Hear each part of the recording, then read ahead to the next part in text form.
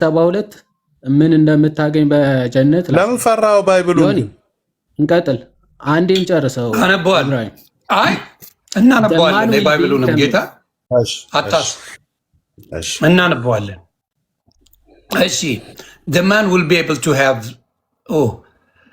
ሸጎራ በአማርኛ ላድርገው to have ሸጎራ with 100 ወደዚህ አምጣው። አዞርክብኝ አባ። ወደ ግራ አጌን ወደ ግራ አድርገው። ያው ኖ መልስ ወደዚህ እንደዚህ ወደዚህ አድርግ። ወደዚህ ያው እኮ አዎ እሱንም አልኩ 100 be able to have ሸጎራ with 100 virgins in one day ይህን ማን ስመትበት እውነት ከሆነ ይሁን አንድ ነገር ልንገር። ይኸውልህ በአንድ ቀን መቶ እንኳን መሆኑን ተቀባይነት የሌለው ነገር እንዳመጣ እንኳን የምታውቀው 72 ነበራል። የዚህ ደግሞ 100 አድርጎት መጣ። አንተ ይሁንዬ ለምን ፌር ሆነ አትጠይቀውም? 72 አልነበር እንዴ? 100 ነው በለው። የራስ ስኮላሮች ይኸው ሰሒህ ነው ብለውታል። 100 አድርጎት እጠይቀዋለሁ። ይታያል ሰሒህ። እኔ እንዳንተ ዳዊፍ ሐዲስ አይደለም እዚህ ስላለ ደካማ እናንተን አለ። ይሄ ማስረጃ ምጣ። ደካማ ሰሒህ እኔ ዮኒ ሙስሊሞች ኑ አንድ ቁጥር ጻፉ እስኪ በእናትህ። ኢብራሂም ካላችሁ አንድ ቁጥር ጻፉ። ቆይ የፈለግከውን እስኪ ጥራ። አንድ ቁጥርም ጻፉለት የፈለጉትን። ባይዞ ኢብን ከሲር ነው። እሺ ነው ተፍሲር ኢብን ከሲር ተፍሲር ነው። ከሐዲስ ኮታ አድርጎ እሱ ደስ እንዲለው የመጽሐፍ ቅዱሱን ዳን እየጻፉ ነው። ዮኒዬ አንድ ሰው አስገባልኝ እኔ በደስታ አንድ ቁጥር ዝም ብላችሁ አትጻፉ። አንድ ቁጥር የጻፉት አንድ እዚህ ጋር ሪኩዌስት ካደረገው ፈጣሪ ምስክሬ አብዛኛ ያለው ይህን የሚያውቅ የቁርአኑን አንድ ቁጥር ጻፍልኝ። ኦርቶዶክሶች ናቸው በብዛት የጻፉት፣ ፕሮቴስታንቶችም አሉ። እኔና ዮኒ የተመረቀ ሙስሊሞች ካላችሁ ኑ ደስ ይለኛል፣ ግቡ። ሙስሊሞች ካላችሁ ግቡ በደስታ እኔ አስገባለሁ። ታገኛለህ። ምንም ደስ ብሎኝ ነው የማወራው። ተማምኜብህ ነው። እኔ 6 ቁጥር ደረቴን አድርጌ የመጣሁት። ጥሩ ነው። ቆይ አሁን ምን መሰለህ የቅድሙን ቆይ ቅር እንዳይልህ ልተርጉምልኝ ነው አባት። ድጋሚ ዮሐዴ ይተርጉሙ። ዮሐዴ ይተርጉመው። እሺ ዮሐዴ ምን መሰለህ የማቴዎስ ወንጌል የኛማ ጥብስ አለ የነሱ አያልቅም። ዮሐዴ እንዴ የኛ ሚስት ብቻ ነው፣ የእናንተ እህትም ወንድምም አለው። ቆይ ላንብብልህ 19:28 ላይ አይደለም የምትለው ኢየሱስም አላቸው ይላል፣ እውነት እውነት እላችኋለሁ እናንተስ የተከተላችሁኝ በዳግመኛ ልደት የሰው ልጅ በክብሩ ዙፋን በሚቀ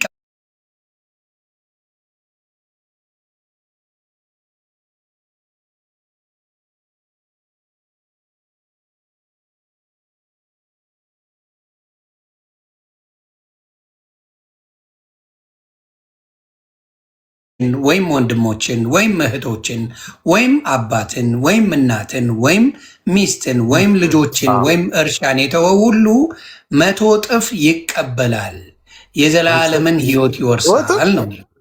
ሃሌሉያ። ከዛ ምን ይላል? ነገር ግን ብዙዎች ፊተኞች ኋለኞች ፊተኞች ይሆናሉ ነው። አሁን እሱ ሲተረጉመው ዮሐድ እሱ ምን ብሎ ተረጉመው መሰለህ? ሚስት የሚለውን ጋማለውና 100 ሚስት ይሰጣል በሚለው ለቀቁ። ዶሮ ብታልም ጥሬዋ እንደሚባለው ዶሮ ብታልም ጥሬዋ ነው የሚባለው። እና መጀመሪያ መጽሐፍ ቅዱስ ክርስቶስ ምን ብሎ አስተማረ በትንሣኤ ቀን ወይም ደግሞ ሌላ ቦታ እንዳትሄድ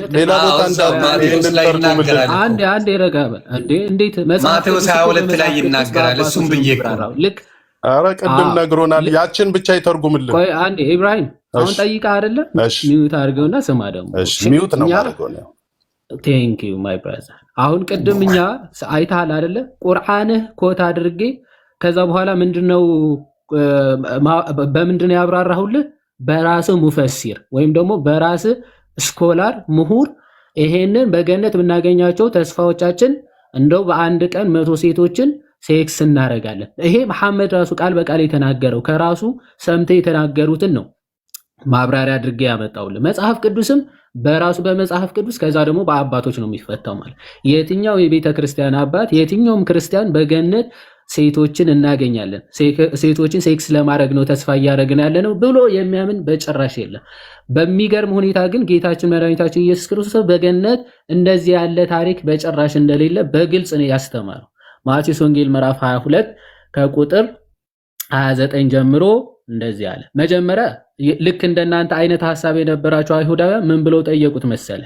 ከቁጥር 23 ጀምሮ በደንብ በዚያን ቀን ማለትም ትንሣኤ ሙታን የለም የሚሉ ሰዱቃውያን ወደ እርሱ ቀረቡና ወደ ክርስቶስ ማለት ነው እንዲህ ብለው ጠየቁት፣ መምህር ሆይ ሙሴ አንድ ሰው ልጅ ሳይወልድ ሲሞት ወንድሙ ሚስቱን አግብቶ ለወንድሙ ዘር ይተካ አለ። ማለት በሙሴ ሕግ አንድ ሰው አግብቶ ሚስቱ ሳትወልድ ከሚስቱ ሳይወልድ ያ ሰው ቢሞት የሱ ወንድም ያገባትና ለሱ ዘር ይተካለታል የሚል ሕግ ነበራቸው። እንዲህ እያለች 7 ወንድማሞች በእኛ ዘንድ ነበሩ። ፊተኛው ሚስት አግብተው ሞተ፣ ዘርም ስለሌለው ሚስቱን ለወንድሙ ተወለት። እንዲህም ደግሞ ሁለተኛውም ሶስተኛውም እስከ 7ኛው ድረስ ከሁሉም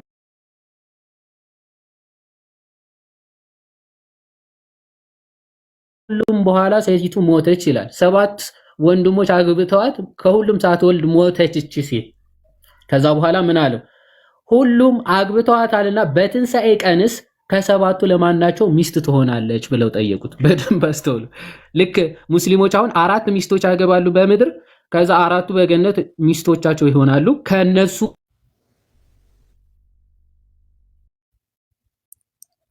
ተቋረጥ።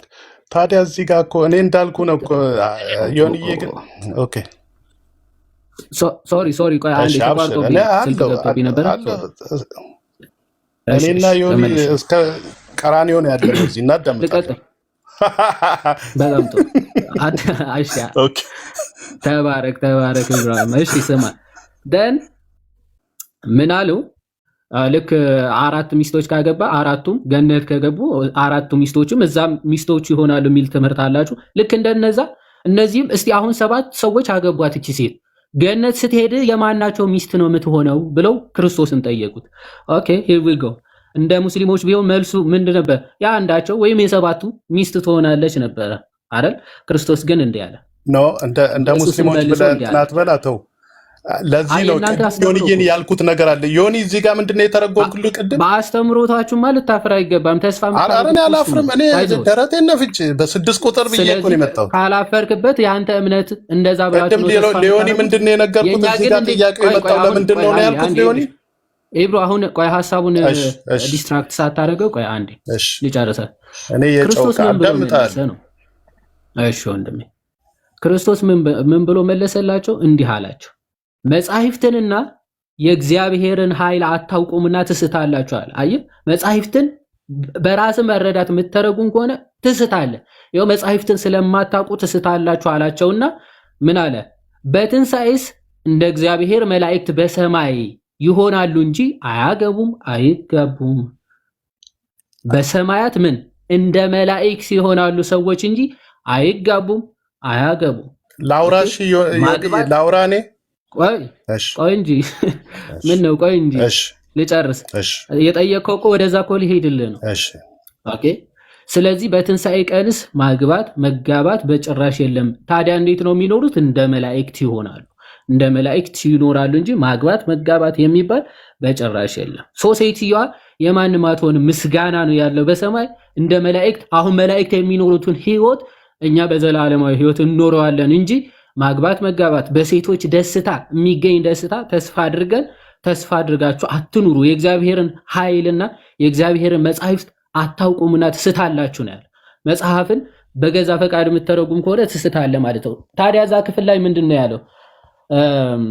እኔ እዚህ ጋር ልጠይቃ መጀመሪያ ሳትሄድ ሌላ ቦታ እዛው የጠቀስከው ክፍል ላይ አሁን የጠይቃ አይደለም አሁን ያነበብከው ጋር ጭራሽ ለሁሉም ነው ማጋባት ያለው ነው ወይስ እቺ ሴትዮ 7 ስላገባች ስለዚህ ሴትዮ ብቻ ነው ማውራት ያወራ ያለው ወይስ ስለ ሁሉም ክርስቲያኖች ነው እያወራ ያለው እንዴ? ስለ ሁሉም በትንሣኤ ቀንስ ነው የሚለው እንጂ እንደ እግዚአብሔር መላእክት በሰማይ ይሆናሉ።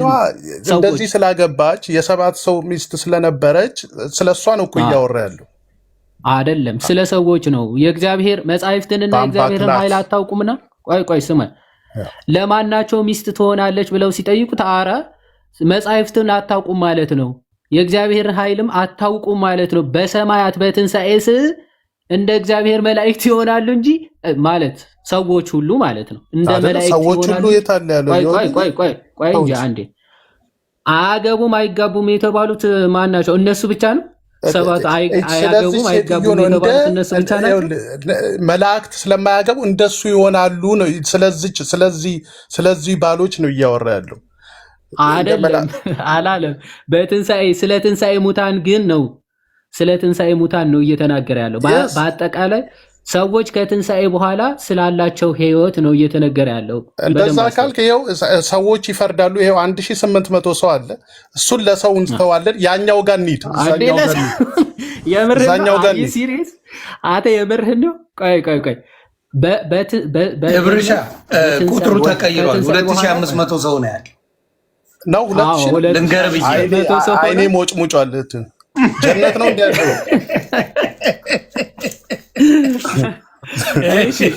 ባይዘው እዚህ ጋር ስለ ክርስቲያኖች አጠቃላይ መነጽሬን አቀብለኝ ነው። እሺ ግድ ይላል። እሺ ኤብሮ አጠቃላይ ክርስቶስ እየመለሰ ያለው መረዳታችሁ ትክክል አይደለም። በገነት ማግባት መጋባት የሚባል ጭራሽ የለም። እንደ መላእክት ነው የሚኖሩት። ኦኬ ሰዎች እናንተ ለማናቸው ሚስት ትሆናለች ብላችሁ ነው እያሰባችሁ ያለ? ኖ እንደ መላእክት ያለ ለማንኛውም ባሏ ትሆናለች እኮ። ለማናቸው ሚስት ትሆናለች ብለው ነው የጠየቁት። አክቹአሊ እነዚህ ሰዎች ትንሣኤ ሙታን ካለ ኦኬ፣ ስለዚህ ሰዎች አሁንም ማግባት መጋባት አለ ብለው ነው የሚያስቡት። ምክንያቱ ሲጀመር ሰዱቃውያን የሚባሉ የአይሁድ ክፍሎች ትንሣኤ ሙታን ራሱ አለ ብለው የማያምኑ ሰዎች ናቸው። ትንሣኤ ሙታን የለም ብለው የሚያምኑ ክፍሎች ናቸው። ስለዚህ ምን አላቸው? ኦኬ ክርስቶስ ትንሣኤ አለ እንዴ የሕያዋን አምላክ እንጂ የሙታን አምላክ እኮ አይደለሁም ብሎ ሲነግራቸው ኦኬ ትንሣኤማ ካለ አሁንም ምንነሳ ከሆነ ስለዚህ ማግባት መጋባት እንደ ድሮ አለ ማለት ነው ብለው አስበው ነው ክርስቶስን የጠየቁት ማለት ነው። ኦኬ ስለዚህ መጻሕፍትን አታውቁም የእግዚአብሔርን ኃይልም አታውቁምና ትስታላችሁ አለና በትንሣኤስ ወይም ደግሞ በዳግም ምጽአትስ ሰዎች እንደ መላእክት ይሆናሉ እንጂ ማግባት መጋባት የሚባል የለም ብሎ በ4 ነጥብ ነው ይዘጋ። በ4 ነጥብ ሐዋርያ ቅዱስ ጳውሎስን በነገራችን ላይ መብላት መጠጣት ኦኬ የሚባል ነገር በገነት እንደሌለ ሲናገር ይሄ ስጋዊ መሬታዊ የሆነ አካል በገነት እንደማይገባ ወደ ገነት እንደማይገባ ሲናገር እንዲህ ብሎ ይናገራል። ኦኬ ከቁጥር 42 ጀምሮ አንደኛ ቆሮንቶስ ምዕራፍ 15 ከቁጥር 42 ጀምሮ እንዲህ ይላል። የሙታን ትንሣኤ ደግሞ እንዲሁ ነው። በመበስበስ ይዘራል፣ ባለመበስበስ ይነሳል። በውርደት ይዘራል፣ በክብር ይነሳል። በድካም ይዘራል፣ በኃይል ይነሳል። ፍጥረታዊ አካል ይዘራል፣ መንፈሳዊ አካል ይነሳል። ፍጥረታዊ ማለት ስጋዊ ሐሳብ፣ መብላት፣ መጠጣት፣ ዝሙት፣ ግንኙነት፣ እነዚህ ሁሉ ስጋዊ ሐሳብ ናቸው። ሰዎች በትንሣኤ ቀን ግን መንፈሳዊ አካል መንፈሳዊ ሆነው ነው የሚነሱት እንጂ እንዲህ ስጋዊ ፈቃድ እንደው እየበላ እየጠጣ ጠጅ አምጣ ሴት አምጣ እያልክ የምትኖርበት ህይወት በጭራሽ እንደው ምዕራፉ የለም እንጂ አትክልት ሁሉ እንደሚበላ ነው የምነግርህ። ባይብል ላይ አትክልት እንደሚተከል እኔ እንደው ዮኒዬ ሌላ ጊዜ ደግሞ ርዕሱን አሸገባለሁ። ቅድም ያለው ግን ችግር የለውም። አዎ ቅድም ይዘህ ትመጣለህ። እሺ አንዴ መልሱን ልመልስ። አዎ መልስ። እኔ እኮ ባይዘው ወደ አንተ እኮ ገና አልገባውም። ባይዘው ወደዛ እንገባለን። እናንተ ጋር ብርጭቆ ራሱ አለ አይደል? ብርጭቆ አለ፣ ወንዝ አለ፣ ወተት አለ፣ ጠጅ አለ፣ ማራ አለ። እኔ ግን እየተመቸኝ ነው። የዋዴ አታሻሽ አረ ስማ ተዋሰስ እዚህ አልኩ መምህር ኤፍሬም እንኳን ደህና መጡ። የኔ አባት ሰላም ነው። የቅድሙን አታነብልንም? የቅድሙን ለምንድን ነው የሸሸው? ግን የገባሁበት ነው። የትኛውን ነው ወንድሜ? ያው ዮኒ ይንገር። እሺ መምህር ኤፍሬም ሰላም ይበሉና ቦታውን ንገረው። ዮኒ መምህር ኤፍሬም ሰላም ይበሉና አንዴ። ጤና ይስጥልን፣ እንደምን አላችሁ? በያላችሁ ሰላም ይብዛ። ሁሉ ሰላም አምላክ አበው ይመስገን። ሁላችሁም ሰላም ብያለሁ። በያላችሁበት ዓለም የክርስቶስ ሰላም ይብዛላችሁ። አሜን አሜን። ቀጥሉ፣ መልካም ነው። እሺ አሁን እኔ እኮ በማረጋገጫ ብታመጣልኝ እናንተን በጣም ሰማይ ቤት እኮ ረሃ ነው አባቴ ኤብሪሻ የመጨረሻ። አሁን ለምሳሌ የትኛውን ክርስቲያን ብትጠይቀው አሁን የምነግርህ የማያስማማ ነገር ምን መሰለ? የትኛውን ክርስቲያን አምጥተህ የትኛውም ነው የማወራ፣ የግድ ኦርቶዶክስ መሆን የለበትም። ካቶሊክንም ብታመጣ ፔኔኮስታል ብታመጣ የትኛው ብታመጣ እና ብትጠይቀው ሰማይ ቤት ጋብቻ አለ ወይ ብለህ ብትጠይቀው ሁሉም የሚመልስልህ አንድ አይነት መልስ ነው። ጋብቻ የለም ሰማይ ቤት፣ እንደዛ የለም። ምግብ የሚበላ የሚጠጣ ምናምን የሚባል ነገር የለም ነው የሚልህ። ገባ? ስለዚህ ትርጉሙ ገብቶታል፣ ለአንድ ክርስቲያን ትርጉሙ ገብቶታል ነው። አሁን እናንተ ደግሞ የምትሉት ምንድን ነው? ሰማይ ቤት ሁሉ ነገር አለ። አንተም አምነህበታል። ገባ? አመንክበት እኮ አላምንበትም። ሰማይ ቤት የእኛ ጀነት ማለት ሽልማት ማለት ነው። በቃ በአጠቃላይ ትርጉሙ በቃ እንደነ ቀነኒሳ ሮጠው እንደሚያሸንፉት ሽልማት ኃይለኛ ሽልማት እዛ ይከተሰጣል። አሁን ባይብል ላይም ሽልማት እንደሆነ እያሳየው አይደለ? ቅድም ማቴዎስ 19:29 እሱንማ እኛ የተረጎም ነው። ምኑን መሰለ? አንተ ሞር ፎከስ ያረከው ሚስት ላይ ሆነና ከአንተ ጋር ለማመሳሰል ፈለግከው። እዛ ላይ ሚስትም ቢሆን በረከት ታገኛለች ማለቱ ነው እንጂ 100 እጥፍ ሚስትም 100 እጥፍ በረከት ታገኛለች፣ ባልም ቢሆን 100 እጥፍ በረከት ያገኛል ማለት እንጂ 100 ሚስት 100 ባል ታገኛለች ማለት አይደለም። ከታች ምን ይላል? 100 እጥፍ እህት ወንድም ምናምን ይልና ከታች ደግሞ ሚስት ይልና 100 እጥፍ ይልና ከታች ደግሞ ምንድን ነው ያለው? ከታች ደግሞ አንብበህ እንደሆነ ስለ ገነት እንደሆነ በደንብ ነው የሚነግርህ እኮ ዮኒ። እኔ እንደውም ከአስተማሪዎች ምናምን አንተ ነው እኮ የምትሻለኝ። ብዙ ጴንጤዎቹን እየገለጥክ ይኸው ቦታው ምናምን እያስተማርክ ሰሞኑን እኔ ያኔ ፓስተር ግን ይህን እውነቱን ነዋ። አሁን በክርስትናው እላይ ቤት ምን የሌለው ነገር ምንድን ነው? አሁን አንተ ንገረኝ። አንተ በምታውቀው አሁን የሰማይ ቤት ገነትን በስሱ የምታውቃትን ይሰጠኛል ከምትላት አንዷን እስኪ ደስ የሚልን ዘግበኝ። አንተ ከምታውቀው ታኬታው አንተ ከሚሰጣው ብለህ ከምታስበውና ሰማይ ቤት ከተመቸ ነገር አንዱን ዘግበኝ ኢብራሂም።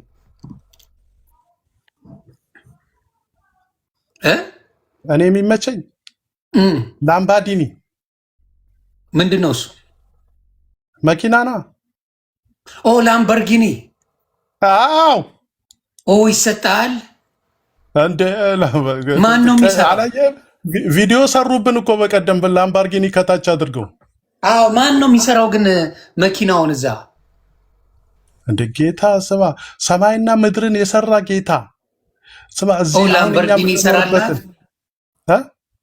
ከነ ሹፌሩ ነው ወይስ ራስህ ነው የምትነዳው?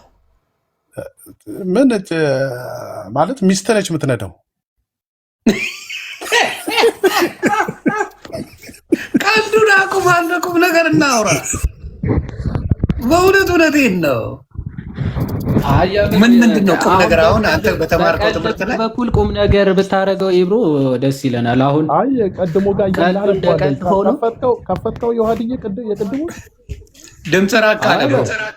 የመጽሐፉ ባይዘው አንተ እንደፈለግከው በጭራሽ ሊሆን ስለማይችል አንተ አንብብልን የውሃድዬ ክፈትና አንብብልንና ገነት ላይ ያለውን በቃ ዘግበን አንዴ የመጽሐፍ ቅዱስን ባጭሩ ልንገርና ከዛ ወደ እስልምናው ጀነት እናያለን። የመጽሐፍ ቅዱሱ በቃ ሚውት ነው ማለት እንዳሰብከው እንዳለምከው ሊሆን አይችልም። ምክንያቱም ምን መሰለ ክርስቶስ በ4 ነጥብ ዘግቶታል። በሰማይ መጋባት የለም ብሎ ተናግሯል። ስለዚህ ከዚህ ሐሳብ ተነስተን ነው መጽሐፍቶቹ ራሱ የምንረዳቸው ማለት ነው። ስለዚህ እዚህ ክፍል ላይ ምንድን ነው ያለው? መጀመሪያ በዚያን ጊዜ ጴጥሮስ መልሶ እንሆ እኛ ሁላችን ትተን ተከተልን፣ እንኪያስ ምን እናገኝ ይሆን አለው ይላል አይደል? ሁሉም ነገር ትተን ተከትለንሃል፣ ምንድነው ዋጋችን ብሎ ሲጠይቀው ኢየሱስም እንዲህ አላቸው፣ እውነት እውነት እላችኋለሁ እናንተስ የተከተላችሁኝ በዳግመኛ ልደት የሰው ልጅ በክብሩ ዙፋን በሚመጣበት ጊዜ እናንተ ደግሞ በ12ቱ የእስራኤል ነገድ ስትፈርዱ በ12 ዙፋን ትቀመጣላችሁ አለ። እሺ ስለዚህ ስለ ስሜም ቤቶችን ወይም ወንድሞችን ወይም እህቶችን ወይም አባትን ወይም እናትን ወይም ሚስትን ወይም ልጆችን ወይም እርሻን የተወ ሁሉ ነው። በደንብ እዩ። ምን የተወ ነው? ቆይ ስማ፣ ሚዩት አድርገህ ስማኝ አንዴ። ቆይ ይባል ሚዩት አድርገህ ስማ። እሺ በደንብ አስተውሉ። ስለ ስሜ ቤቱን የተወ፣ ወንድሞቹን የተወ፣ እህቶቹን የተወ፣ አባትን እናትን ሚስትን ልጆቹን ወይም እርሻን የተወ ሁሉ፣ እነዚህን ሁሉ የተወ ነው። የተወ ምን ያገኛል? 100 ሚስቶች፣ 100 ቤቶች፣ 100 ወንድሞች ያገኛል ነው የሚለው አይደለም። ምን ያገኛል? 100 እጥፍ ይቀበላል ይልና 100 እጥፍ የነዚህ ሁሉ ተደምረው 100 እጥፍ የሆነ እሱን ይቀበላል ይልና ምንድነው እሱ? ያው የዘላለም ሕይወትን ይወርሳል። ሃሌሉያ። የዘላለም ሕይወት እንዴ ተው እንጂ ሚስትም ለብቻ 100 እጥፍ እያለ ነው። አትግባ። 100 እጥፋው ይቀበላል የነዚህ ሁሉ እሱን እነዚህን በመተው የነዚህ የተወበትን 100 እጥፍ እሱም የዘላለም ሕይወትን ማግኘት ነው። ከዚህ በላይ 100 እጥፍ እኮ የለም። የዘላለም ሕይወትን መውረስ እኮ ከዚህ በላይ ምን ዋጋ አለ እኮ? እኔም ያልኩት ነው 100 እጥፍ ሚስትም ሁሉንም ለህተም 100 እጥፍ ያገኛል እያለ ነው። በሰማይ 100 እጥፍ ሚስት አይልም ወዳጄ። ሚስት እያለ ይኸው እርሻም ሚስትም እያለ 100 እጥፍ የዘላለም ሕይወትን ይወርሳል ነው የሚልህ። የዘላለም ሕይወት መውረስን ነው 100 እጥፍ ያለው። አዎ 100 እጥፍ ነው የዘላለም ሕይወት መውረስ፣ ከክርስቶስ ጋር መኖር፣ እንደ መላእክት ዘወትር እያመሰገኑ በፍቅር በደስታ መኖር ከእግዚአብሔር ጋር 100 እጥፍ ነው። ትክክል ነው። አባት፣ እናት፣ ወንድም፣ እርሻ፣ መሬት፣ ቤት እነዚህ ሁሉ 100 እጥፍ ይሰጣል ማለት ቤት የሚባል የለም። አሁን የኛ የሙስሊሞች 72 ነው። ከ172 ሲቀነስ ስንት ነው ማለት ነው? በስንት በልጡናላችሁ? ኦኬ ስለዚህ ግልጽ ነው አይደል? ሃሌሉያ ሃሌሉያ። በጣም ግልጽ ነው። በቃ አሁን ደግሞ ሁሱ ጋር ደውዬ ልምጣ። እሱ ጋር ከመግባት በፊት ቆይ ሁሱ ጋር መቶ እንዳለ ያው አሳይቻለሁ። እንግዲህ ዮኒም ይፈርዳል፣ ያው ያሉ ሰዎች ይፈርዳሉ። ሃሌሉያ። ሁሱ ጋር ደውዬ ልምጣ። ዮኒዬ እመለሳለሁ። አትውረድ። ቆይ እንዳትወርድ አትውረድ። ቆይ እሺ አይልም ዮሐንስ እሺ አይልህም አልኩህ። እሺ አይልም እያልኩ እንዴ እኔ እኮ አውቃለሁ አባ። አሁን ትላንት ማታ አልነበርክም ዮሐዴ? ምን ሆነ መሰለህ? መምህር ኤፍሬም ነበሩ፣ መዝሙር ያሬድ እንዲሁም ሌሎች ነበሩ አይደለ? እና ቁጭ ብለን አንድ ነቢይ ነኝ እኔ ቤት ውሃ ያዙ የሚል ታውቀዋለህ? እሱ ገብቶ ያሬዶ መጥቶ 1-2 ጥያቄ ሲጠይቀው ደበረ። የመጨረሻ እኔ ሊጠልይ ነው የገባሁት። የታመመ ካለ ስለ ትምህርት ብዙ ያስኬደናል ብሎ አልተመቸውም። ኢብርሽም አሁን እዚህ ጋር ሙስሊምን አስመታ ስለሚባል ለዛ ብሎ ነው። አይ ስትገቡ ሙስሊሞች ስትገቡ ዮሐድ ያስረዳል። በሌላችሁበት እኔ ቢቀር ጥሩ ነው። ዮሐድዬ ይብራ ስለምናውቅ እችንማ ላሳያቸው። አሁን የራሳቸው መጽሐፍ ነው፣ የራሳቸው መጽሐፍ እኮ ነው የምናነበው። አሁን አይ ነው ግን በስሱ አድርገው ሳታጠነቅ አይ ምንም መጽሐፋቸው ብቻ ቁርአናቸው። እሺ ሌላው ይሄ አሁን አቦርስ ኦፍ ሃፒነስ ኢተርናል ሃፒነስ የሚል በራሳቸው በኢብን ቀይም አልጃዊዚ የተጻፈ መጽሐፍ ነው እና ጉድ ነው የምታነቡት። እዚህ መጽሐፍ ላይ በገነት የሚያገኟቸው ጉዶች ምናምን ትመለከታላችሁ። እሷን እኔ ማወቅ ፈልጋለሁ፣ ለባህሉ ድምቀት ፈልጋለሁ። ያው ገጽ 149 እንዳይደብራችሁ ታፕታፕ አድርጉ፣ ኮፒ ሊንክ አድርጉ። ስድብ የለም፣ ማንቋሸሽ የለም፣ መስማት ብቻ ነው የምናደርገው። ቤተሰብና በክፉ እንዳትወስዱት አደራ። እኛ እኮ ክርስቲያኖች ነን ዮኒ። እኛ እነሱ እንደሚያደርጉት የሆነ መጽሐፍ ቅዱስ አንብበው በራሳቸው ተርጉመው ምናምን እየተሳደቡ እያንቋሸሹ እንደሚናገሩት እኮ አይደለም። እኛ የራሳቸው መጽሐፍ ቁርአን አለ ዘንድ በራሳቸው ሊቃውንት የተብራራውን መጽሐፍ ብቻ ነው ከፍተን የምናነበው። ያው ይሄ ይኸው ጸሐፊው የሚታያቸው ከሆነ ኢብን ቀይም አልጃዊዚ በተባለ ስኮላር የተጻፈ ጽሁፍ ነው እና በገነት የሚያገኟቸውን ጸጋዎች፣ በረከቶች አቦርስ ኦፍ ሃፒነስ ነው የሚለው። ኦኬ ይሄ በዘላለም ደስታ የሚያገኟቸው ስጦታዎች ምናምን የሚናገር ክፍል ነው እና ገጽ 149 ምን ብሎ ይናገራል? አንድ ሰው ወደ ገነት ሲገባ መጀመሪያ ምን ይላል? he will approach the coach ይላል which will have a bed የሆነ ህንፃ አለ እና አልጋ ያለበት ህንፃ ወደዛ ይጠጋል። መጀመሪያ መላእክቶቹ ይዘው ሲገቡ ማለት ነው። የሙስሊም አንድ ሙስሊም ሲሞት ደን ወደዚህ ኮች ይወስዱትና ምን አለው እዛ ውስጥ ቤድ አለው፣ አልጋ አለው። on the bed will be 70 mattresses የሆነ 70 ምንጣፍ ያለው አልጋ ነው። እዛ አንዱ አልጋ ላይ 70 ምንጣፎች አሉ ማለት ነው። on which will be 70 wives ይላል። በዛ ላይ ስንት ሚስቶች አሉ? በእያንዳንዱ ምንጣፍ ላይ ወይም ደግሞ በምንጣፎቹ ላይ 70 ሚስቶች ያ ረቢ 70 wives in each እንትኑ ላይ ማለት ነው ምንጣፎቹ ላይ ማሻአላ ቤተሰብ each one will have 70 robes yet the marrow of their legs will be seen from the inner of the skin ይላል።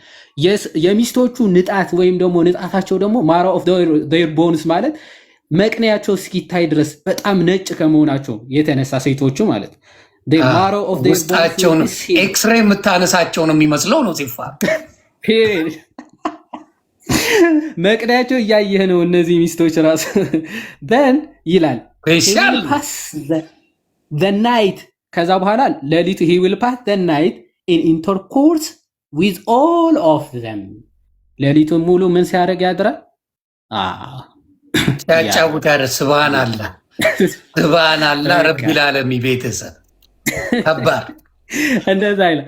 በቃ ይሄ ወደዚህ ከሄድን በጣም ዝገት የሆኑ ንግግሮች አሉ። የሰውየው እንትን ኤልዌይስ ስታንድ ሆኖ ነው የሚኖረው ምናምን የሚሉ ነገሮች አሉ። ስታንድ ባይን ያልኩ ቅድም እኮ እውነቴን ነው አልዋሸሁም።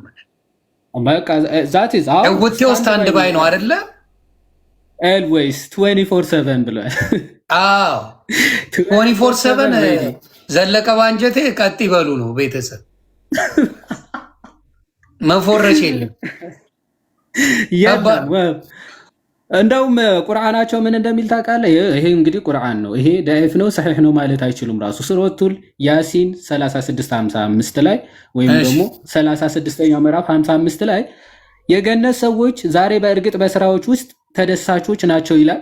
በስራ በጣም ስራ እየሰሩ ደስ እያላቸው ነው ይላል። በገነት ውስጥ ያሉ እውነት ነው። እንዴት ነው ማለት ደጸተው ሰባ እያጫወትኩ ይቀልዳል። ቢዚ ሆነው ይላል።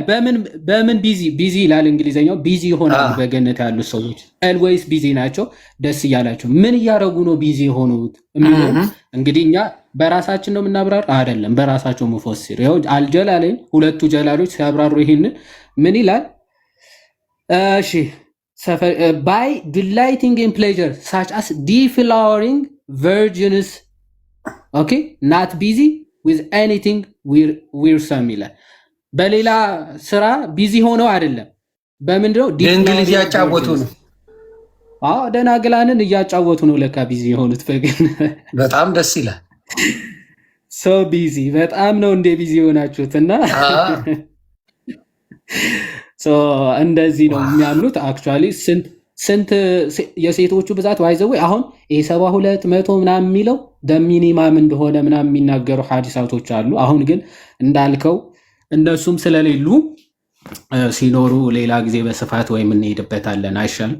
አዎ እነሱ ሲመጡ በደንብ አድርጌ ፈታ እያለን ብንጫወት ደስ ይለኛልና ከባድ ሂሳብ መምህርም አሉ። እናንተ ቀጥሎ እኔም የሆነ ክላስ አለ ልወጣ ነው።